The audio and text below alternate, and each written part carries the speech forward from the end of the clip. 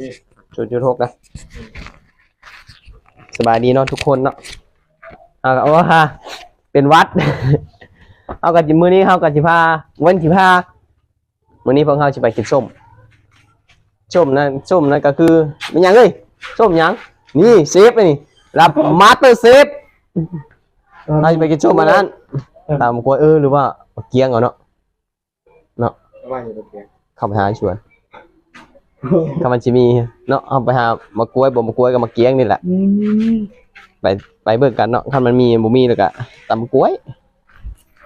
มื้อพากันเรื่องมงๆอยู่แล้วจะเข้าบ่เข้าจะเลื่อม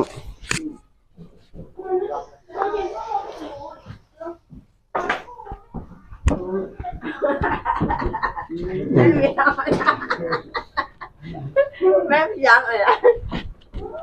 แขนข้าบอกแขนข้ากันไหนจ้ำผงปรุงรสนี่ก็คือตัวซอยของเรานี่บายเหรอบายเอาได้ตีนนี่ได้เนาะนั่งมึงนั่งลงซิดดาวให้ปอกอันนั้นกับโบปอกให้พี่ช่างกับโบพี่ช่างคักนะโอ้ยโบอยู่แพงเห็นได้ปะ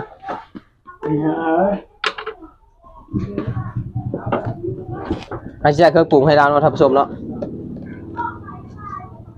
จะได้ทำนี้ป่ะซิฟฮะทำนี้นะท่านผู้ชมไหมเราอ่ะใส่เกลือลงไปเผ็ดผมเป็นเกลือตรงนี้ว่าจะลายว่าตาลนี่จะลายว่าเชฟโยเห็นปุ๊กเป๊กเลยมันจ้าเราทำให้ปุ๊กเป๊กใส่น้ำตาลใส่เกลือนี่เราทำส้มเนาะนี่คือซีฟของเราโอ้ใช่ลายมาจ้ะใส่หน่อยจ้ะใส่ผงนัวใส่ลายใส่หน่อยกระเซฟกูใส่กระเซฟ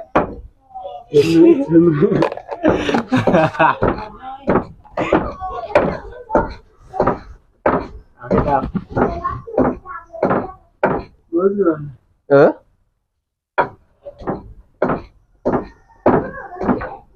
บ่ได้บ่เวิร์กไปบ่มี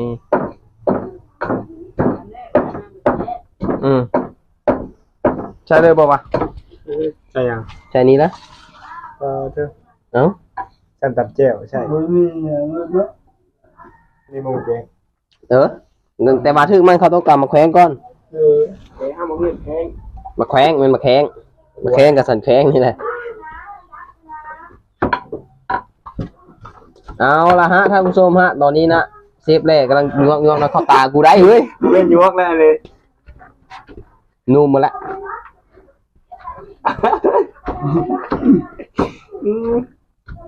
เปลี่ยนตาบ่จ้อง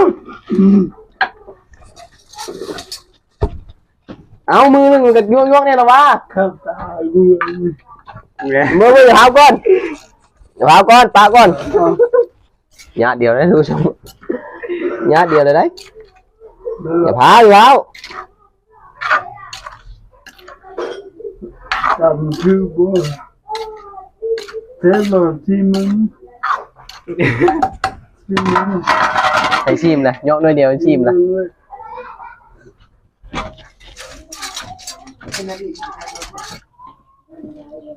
ไปแล้วฝนตกกันนี่ยิงไปเฮ็ดเอามานี่พี่ป้อนนี่ฮะ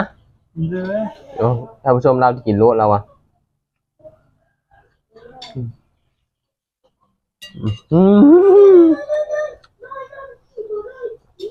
อยากไปดิเงียบบ่ไอ้กินไปได้จุเผ็ด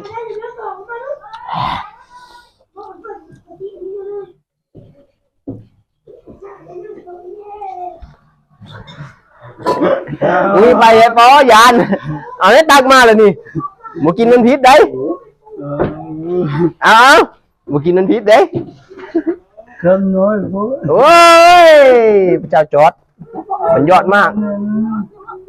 มึงก็ลงมาพี่กับบ่ได้เนาะมึงกันเนาะ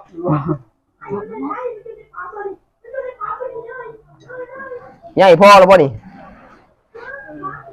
เมื่อเนาะท่านผู้ชมเนาะจับตาดูให้ดีเฮ็ดอีกครั้งเล็กที่กูป้อนเชฟอาจารย์ถือเอาบ่วงนี่ถือเอาบ่วงนะเราถือท่านผู้ชมไปปะ เด็ดเป็นเบิดเนาะ มีบ่รถแต่กองบ่มีรถ ไม่ใช่ปันนะ เอารถไฟฟ้า โอ้ย นี่เนาะท่านผู้ชมเนาะหมดเนาะสุดท้ายจนหมดโอ้เซฟเลยคนต่ำกินอิ่มแล้วไปพักผ่อนก่อนหมู่